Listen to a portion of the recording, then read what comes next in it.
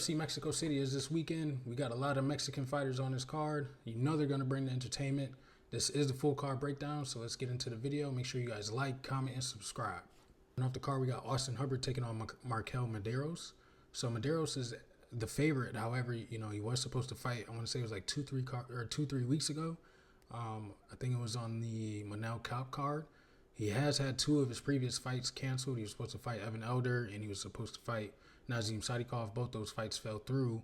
So he has been off for a year now. A year exactly, actually. A year and a month. I'm going to pick Medeiros in this one. I think he is going to outwork Austin Hubbard. We have seen Austin Hubbard outwork before, looking at the, Alexander Hernandez loss. I think it'll be, a similar type of fight. Medeiros likes to, do a lot of his work in the clinch. I think he's going to look to, utilize that. His jab is okay, good boxing. Austin Hubbard, I've seen him outworked, and I just think that's, the same outcome is going to happen in this fight. Medeiros, good thing to know, he did have a leg kick knock or TKO in the amateurs, so pretty sure he'll be bringing that back. He was mixing it up with Landon Quiones last time out. I think Landon has a better output than Austin Hubbard, so he had a little bit of difficulty with that. Still got the W, but I don't see Austin Hubbard matching that type of pace. So I'm going to lean Markel Medeiros in this one. Next up, we got Jamal Emmers taking on Gabriel Miranda. I'm picking Jamal Emmers to get the knockout on this one. Now, he has been chinned. His last fight got knocked out by Nate Landwehr. He was doing pretty good at the beginning of the fight and then just got caught. And then right before that, he had the knockout. It was like 50 seconds into the first round of Dennis Bazukia. I think Emmers has pretty good power. I don't really like the way he strings his shots together. It's very loopy. He's very wide. But he does, pick his shots well, I'll say. It's just he's like really loose with everything. He's got pretty good kickboxing. He's really jittery, like I was saying. I like the combinations he throws when he's in the pocket. That's what led to the knockout of Dennis Bazukia. And, he was mixing it up with Nate Landwehr. Got caught, but he had Nate Landwehr hurt early on. I think, Miranda, looking at him, he's a jiu-jitsu first type of guy. He's been knocked out. His last fight, he was knocked out against Morgan Charrier, who we just saw fight, this past weekend. And he was also knocked out by Benoit Saint-Denis. His only win in the UFC, looking at it, is Shane Young, and that was by submission. He's looking to pull guard at every chance that he get. He did have, Morgan Charrier's back momentarily in the fight, but he ended up getting reversed and got knocked out ultimately. Both of these guys load up on their shots, but I think Jamal Emmers has a lot more sting on his if he does land. But yeah, I'm going to pick Jamal Emmers. I think he gets the knockout on this one, and yeah, I think we'll see Miranda looking up at the, at the jumbo screen. Next up, we got Rafa Garcia taking on Vince Pichel. I'm gonna lean Rafa Garcia. He is a big favorite. Rightfully so. Looking at Vince Pichel, he's coming up on 43 years old. He's been outworked in his last 2 fights. He got beat by Ismail Bonfim, and then his last fight was almost a year ago, and then he hadn't fought before that since like 2022 against Mark Madsen, and he got outworked in that one. Rafa's coming off the knockout TKO loss to Grant Dawson. That matchup wasn't, the best for him. Grant Dawson's a very good wrestler. He was looking to take him down, which he did, and ended up getting the finish. I think Vince Pichel struggles with, guys that put on a really good, strong pressure and have a really high output, which Rafa Garcia does. He likes to be, on the front or on the outside and, pushing the pace. The boxing is pretty crisp. I think, they're giving Rafa a lot of old guys. If you look at, some of his recent wins, he also beat Clay Guida almost 2 years ago. So they're giving him the old guys just to beat up on.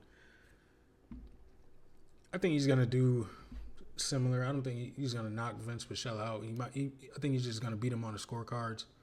He's got decent power. Should be able to, control the center of the octagon and I like the way he mixes in his elbows in close, like in the clinch or just he'll throw like a pretty good combination and finish it with an elbow. I like that too. So I think he'll land some pretty good damage. Maybe have Vince Pichel hurt and send him out of the UFC. But I'm leaning Rafa Garcia. Big favorite though. Next up, we got Julia Palastri taking on Lupita Godinez. I am going to pick Julia Palastri. So I was watching her fights. I like her Thai clinch, her Muay Thai, the strikes, the knees, the elbows and close is very nice. She has very good. She's built very well for the division too. She's very muscular. I like the way she enters and exits the pocket. She's very quick and clean. She's not there to she'll get her shot off, but she's not there to receive anything back. She exits high guard. She looks to stay in her opponent's face. She's always trying to put you up against the cage and get to work. And then looking at Godinez, she also has a tight high guard, but she lunges forward with a lot of her shots. She's a pretty good striker, but she does sit down and bite on her mouthpiece a lot, and she's willing to trade. I think she struggles with women that are grapplers or grappling heavy. She dropped her past 2 fights against Mackenzie Dern and Verna Jandiroba. I think Julia, if she uses the clinch work, I think that'll give Lupita, some difficulties. I definitely see this fight going to the cards. I don't think either lady has the power to finish each other, but I do favor the nastiness of Julia over Lupita. Like I said, the elbows and knees that she was throwing against what was her name, Corey McKenna. I was watching that fight last. She was banging her body up. The knees to the body were amazing. She mixed in the Muay Thai excellently. Put her up against the cage and just went to work. I think Palastri gets it done, and she'll be getting. I believe Lupita's ranked, if I'm not mistaken. But yeah, very good opponent to enter the rankings with. Next up, we got Marquizio Costa taking on Christian Rodriguez. I'm going to lean Marquizio Costa again. I picked him a few weeks ago against Andre Philly, and I got the submission call correct. I think he's going to come and pull through again on this one. C-Rod, he's the prospect killer. If you look at his rank or his his wins, he's beaten all the undefeated prospects that the UFC's tried to give him. If you look at Austin Bashi, Isaac Dogarian, he beat Raul Rosas on, I believe it was his debut, Cameron Simon. But if you look even deeper, when he fights guys who are experienced, he loses. He lost to Julian Rosa 8 months ago, got subbed up by him. When I look at C-Rod, he's got decent wrestling. His stand-up is pretty good. He has, struggled against guys who can mix in the grappling with the striking better. If you look at the fight with Raul Rosas, he was still raw. He was primarily focusing on, grappling and didn't really know how to throw shots with Rodriguez, which is why he had so much success. And his defensive grappling was pretty good at that time compared to what Raul Rosas was able to, offer. Marquizio Costa, he's pretty slick. I like his stand-up. I like his jiu-jitsu. Like I said, he's always willing to, search for something off of his back, which is how he finished Andre Philly. Got the guillotine off of his back. I don't think C-Rod has the power to knock him out. They're definitely going to touch each other up. But I also think Marquizio Costa's quicker, and I think his jiu-jitsu is a lot better, which, should nullify Christian Rodriguez's wrestling. He will. I do expect him to wrestle. He has some pretty good, pretty good top pressure. But I think Marquizio Costa, he'll be able to find, a limb, a neck, or possibly just, scramble out of it and get back to the feet.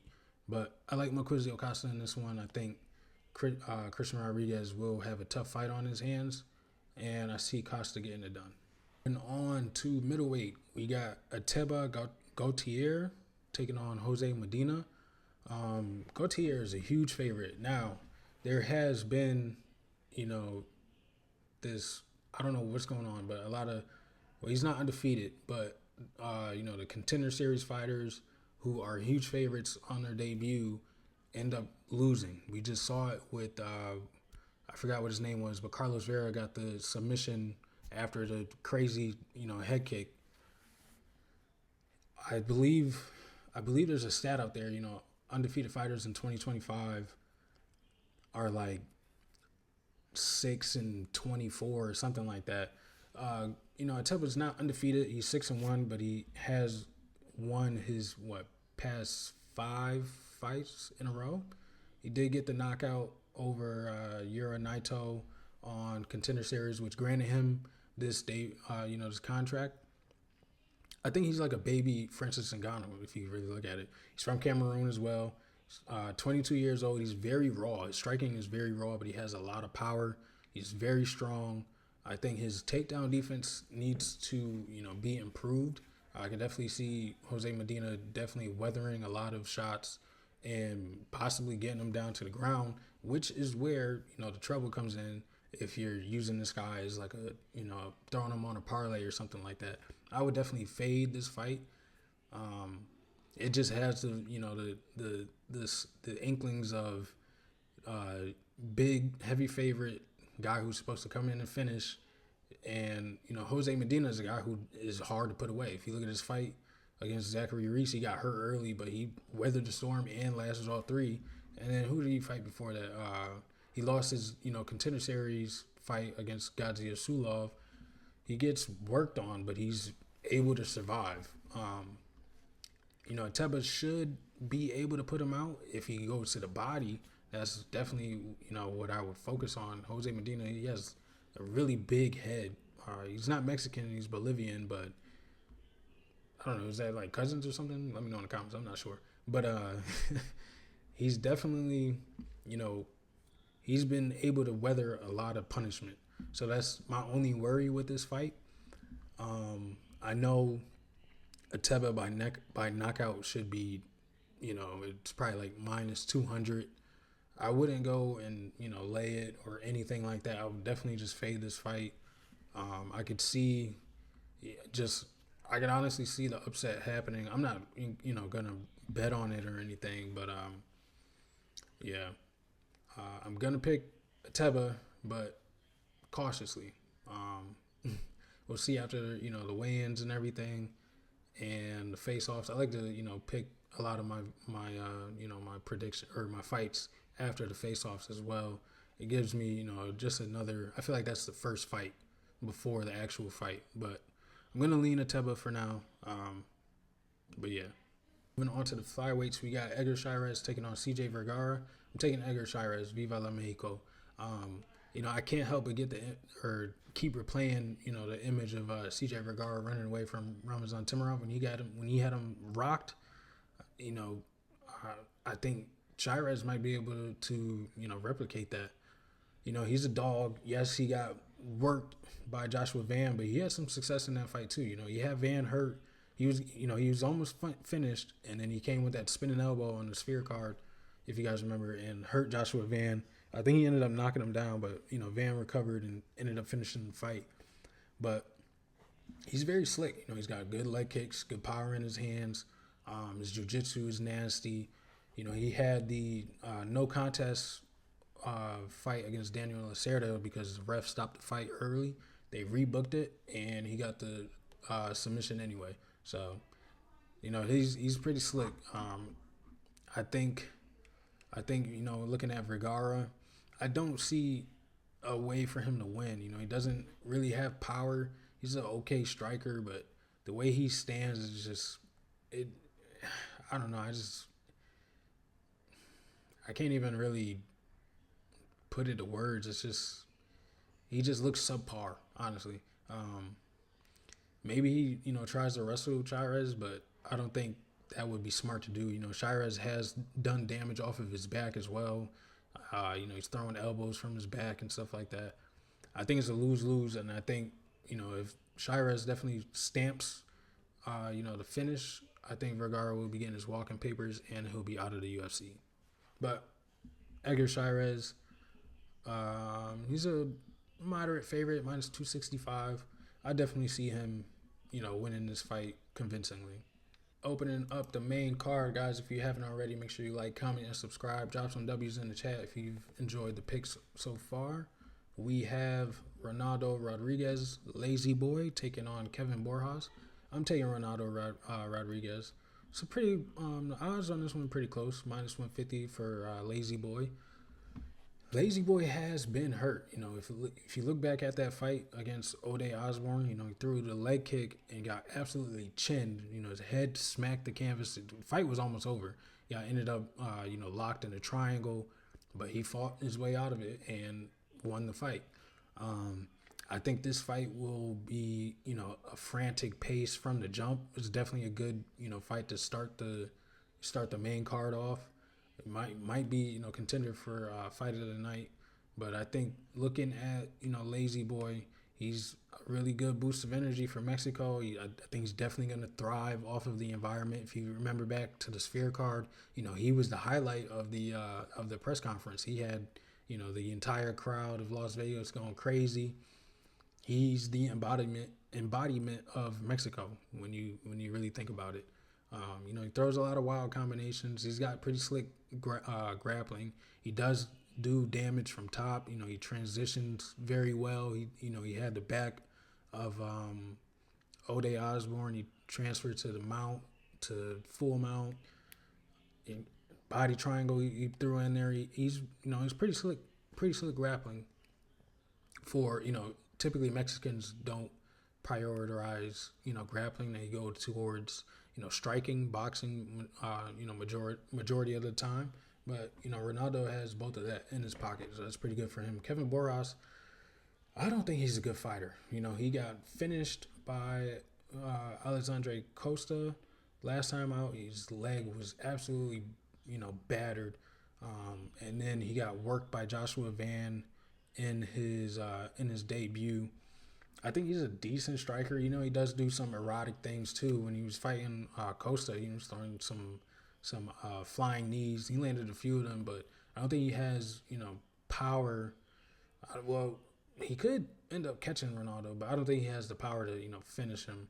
I think Ode Osborne is probably a little bit more powerful than Kevin Borjas, and Ode's not really that good of a fighter either. But I just see Ronaldo just I don't we're in Mexico. I'm not saying pick every Mexican fighter, but this is a guy that I would not pick, in Mexico. I think Ronaldo gets it done. It's probably going to be a finish. I don't see this going 3 rounds. Both of these guys are erotic and psychotic. So, I think Ronaldo gets it done. Moving on to bantamweight, we got David Martinez making his UFC debut, the Black Spartan, taking on Simon Oliveira.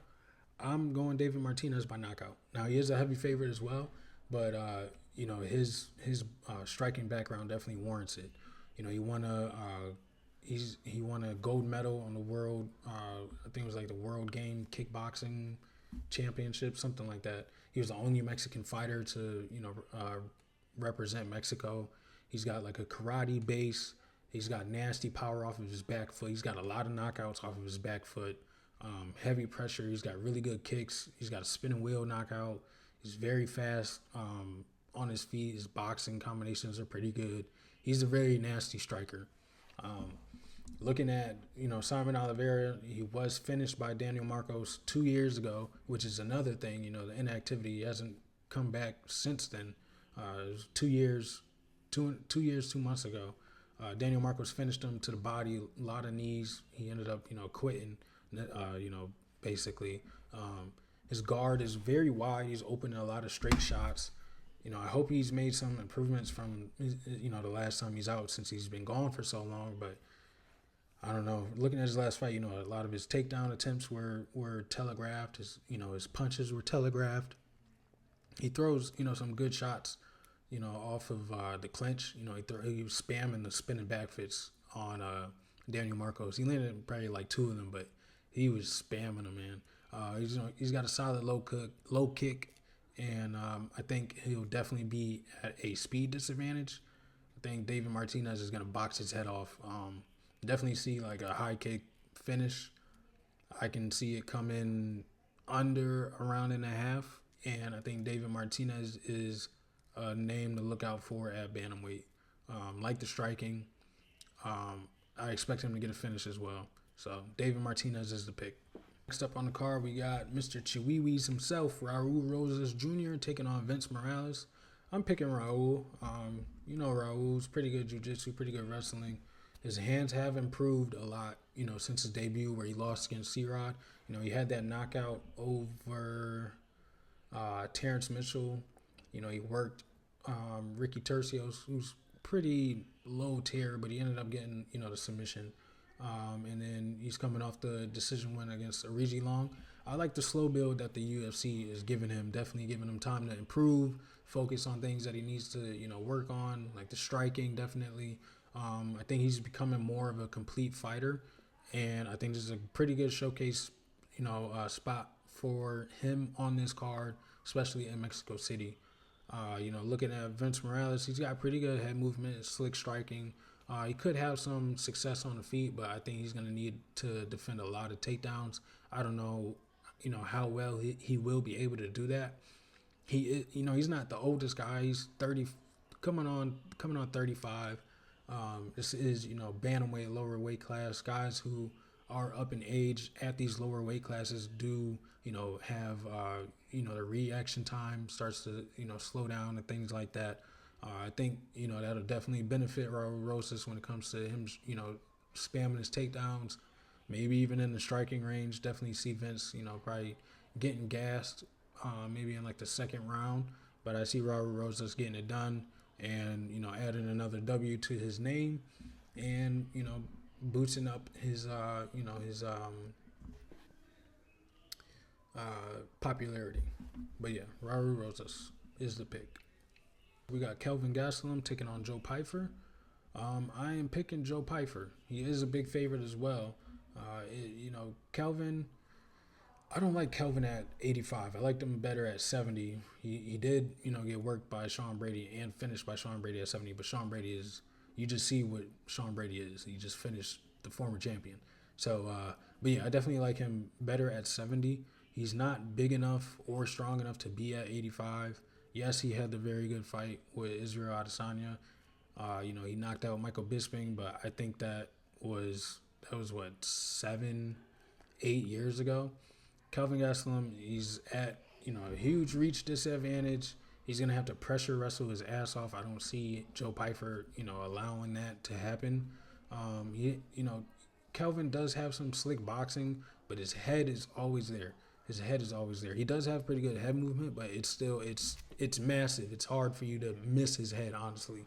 And I think he might be chinny in this one. Joe Pyfer, he's got big power for this division. He did get worked by Jack Hermanson, but that was a valuable lesson that he needed. He ended up coming back and knocked out Andre Barrios, who's a pretty, slick striker. I think he's a better striker than Kelvin Gastelum, honestly. But if Joe Pyfer, stays under pressure, tight combos inside, walks Kelvin Gastelum down, I think he's going to have success. I don't know if he knocks him out. I think he'll, definitely work him. But I think Joe Pyfer is definitely going to win this fight if he uses his size, uses his reach advantage, and just take real estate away from Kelvin Gastelum and don't allow, to get wrestled. I think Joe Pyfer is going to have a lot of success. In the co-main event, we have Manuel El Loco Torres taking on Drew Dober. I am picking Manuel Torres. He is coming off, the finish or the knockout loss to Ignacio Bahamondes, but I also think that fight was a huge shot up the rankings for him. I think this is a better, better reach or better, spotlight fight for him. He's getting a co-main event, so, the UFC thinks pretty highly of him. I think he's faster on feet. I think he's got sneaky jiu-jitsu, the striking in the pocket. For him to have, you only got a 3-inch reach advantage, but he's very long and lanky. So for him to be very quick in the pocket is definitely a plus. I think he's got really good power for his build as well. He's not much taller than Drew Dober, but he's got, some size on him. And then, Dober, for a while, I didn't think, Drew Dober, that ginormous chin would get cracked, but we've seen it crack before. He's coming off the finish from Gene Silva, who split him up bad. He was getting rocked in that fight as well. And Gene Silva is a featherweight. and he also came in on short notice and finished. He finished Drew Dober. I think he's still got some speed in his shots, but this is a guy who's been through way too many wars. He's coming up. He's 36 years old, and I think he's one of the guys who's willing to put on a show and get knocked out for it. So I definitely see Manuel Torres possibly getting a finish. I think he will get a finish in this one. The line is pretty much even, 115 to 105 favor of Torres, but I think Drew Dober is going to get touched early. Honestly, I think maybe the second round. I think he's going to have some success with the wrestling in the first round and do some work on the ground. But I think Manuel Torres makes the adjustment in the second round and uses his reach advantage, use the boxing, and do some damage in the second round and finish it. Honestly, I think this could be the end of Drew Dober. He's been a staple for entertainment in the UFC, but I think this is where this is where it comes to a close. I like Manuel Torres. I think he's younger. He's surging. Yes, he had a setback, but a lot of guys need a valuable lesson to get to the next level, and I think this is the step that Manuel Torres is going to take, and I think he's going to pass the Drew Dober test and get it finished. So I'm going Manuel Torres. And in the main event of the evening, we have Brandon the Assassin Baby Moreno taking on Steve Astro Boy Erceg. I gotta be honest, this was hard for me to pick in this fight, but I had to give the edge to Brandon Moreno. I think the question that I asked myself when it came to Brandon Moreno was, does he still have the fire in him? And he took the loss to Brandon Royval, and he took some time to figure out. He retired temporarily. Figure out if he still loved the game, if he still wanted to do this, and he came back and he whooped Amir Albazi's ass. Albazi, I never really thought was good. He had that lucky decision win over Kai Kara France, where he definitely, I think he lost. A lot of people thought he lost as well, but Brandon Moreno put a beating on him. I expect Brandon Moreno to, utilize his grappling. That's where we saw Steve Erceg, have a tough time against Pantoja. I think Brandon Moreno is definitely going to, try to exploit that. He's a pretty good, volume striker. I don't think he has the power to knock out Steve Erceg, but, Erceg just was knocked out. So maybe, his chin could be, something to worry about. Moreno, he's a very good boxer. He stands on the front foot pretty heavy, which could lead to, Erceg chopping a leg. But I think he's going to have a lot of success in this fight and ultimately getting it done. Looking at Erceg, he's a very slick striker. I liked him when he made his debut, especially against his debut was against David Dvorak, and he came out and did what he needed to do. And then he finished Matt Schnell, which set him up for the title shot. That knockout on Matt Schnell was pretty impressive, but Matt Schnell was also chinny. I think he just, was shot to the title a little too fast, but he definitely looked, promising as a, prospect for the division. I think maybe if you gave him like one or two more fights against guys that have slick, jitsu and can wrestle, that definitely would have set him up better for the title. But I like Steve Erceg, man. It's just tough to pick him against Brandon Moreno. I think he got like I said, he got caught by Kai Kara France. But I think if you do that fight 10 out of 10 times, I think Kai lands that shot maybe twice. So I like the way he evades shots. He's always his head movement is on point. He's got his defense is pretty solid. He just got caught. Honestly, he had a very close loss to Pantoja. He just made that one mistake at the end of the fight where he ended up getting taken down and controlled for the majority of the round. But he had a lot of success in that fight as well. I expect him to have improved his takedown defense because I see Moreno trying to, or like I said, utilize his grappling. We need to see what Urseg's, grappling defense looks like now. I like his vision. He sees, he sees and picks his shots well. He sees things that are coming at him very well, and he's a patient striker, and he takes what is offered to him.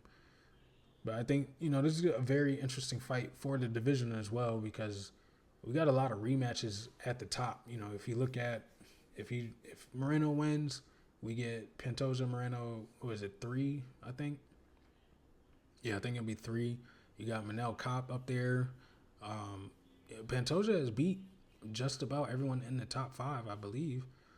I think Kai Francis is getting the title shot, but I believe they fought already too. So, like I said, it would be nice for it. Well, and then he's already fought Steve Urseg. So, Brandon Royval is up there. I know Brandon Royval turned Taitsuta Taira away, who was, positioned to get the title shot. But there's a lot of rematches up at the top 5. So, Pantoja, he's already, called out DJ. I think he might end up fighting for the bantamweight championship and try to become a double champ. They had to bring in Kai Asakura to, give him some fresh blood, and he turned him away. I was pretty, I picked Kai Asakura in that fight. I thought, his striking would give Pantoja a lot of issues, but he made the adjustments when he needed to. So it'll be interesting to see, what they do with the winner of this fight. I don't think they get an immediate, title shot. I think it's too many, too many fights at the top that still need to be made to give you a clear, title contender. But I'm gonna lean Brandon Moreno. I think he's going to outwork Steve Urseg. I expect him to use his grappling, and I see him getting it done on the scorecards. It'll be interesting though. I like this card. I really do like this card on paper, at least. Definitely be interested to see what everybody looks like on the scales, and I will be giving you guys the weigh-in recap. But yeah, let me know if you guys enjoyed the predictions. Make sure you like, comment, and subscribe. Thank you for tuning in for another episode. I will have some more content coming later this week, and I will see you guys on the next one.